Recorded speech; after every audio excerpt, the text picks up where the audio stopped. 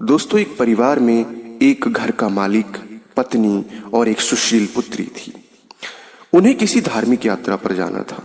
उन्होंने अपने घर के तीनों दरवाजों पर ताले लगा दिए और चले गए। अब यात्रा पूरी करने के बाद जब वे घर लौटे तो तीनों दरवाजों पर 3 मूर्तियां खड़ी दिखाई दी। वे सभी चकित हुए कि ये मूर्तियां कहां से आ गईं। उनकी उलझन उस समय और अधिक बढ़ गई जब वे तीनों दरवाजे अपनी चाबियों से नहीं खुले। वे तीनों परेशान हाल परस्पर चर्चा करने लगे कि जब यात्रा पर गए थे तब किसी भी दरवाजे पर मूर्ति नहीं थी और ताले भी इन्हीं चाबियों से खुल गए थे। ये सब क्या माजरा है।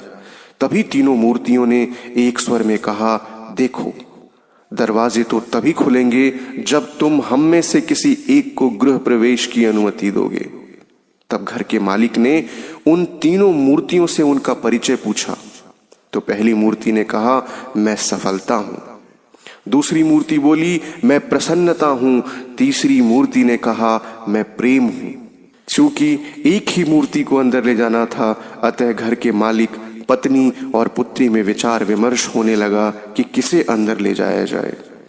घर का मालिक बोला, मैं तो सफलता के साथ अंदर जाना पसंद करूंगा, क्योंकि जीवन में सफलता के साथ ही प्रसन्नता भी आती है।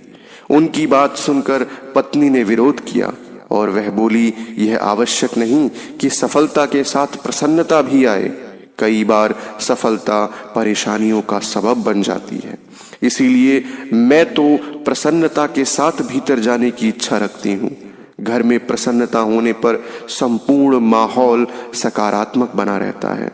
फिर दोनों ने अपनी पुत्री से उसकी मनपसंद इच्छा पूछी तो वह बोली, मैं तो घर में प्रेम को ले जाना चाहती हूँ, क्योंकि जहाँ प्रेम होगा वहाँ प्रसन्नता और सफलता स्वयं आएंगी।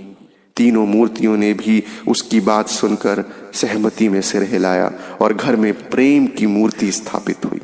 प्रेम के भाव से रहने पर न केवल प्रसन्नता स्थायी हुई, बल्कि परिवार सफलता की सीढ़ियां चढ़ता गया। तो प्यारे साथियों, प्रेम एक ऐसा उदात्त भाव है जो मानव हृदय को विशाल बना देता है और उसे एक नई व सकारात्मक ऊर्जा से भर देता है। तो प्यारे साथियों, इस कहानी में इतना ही। मिलते हैं एक और नई एवं शानदार कहानी में। तब तक के लिए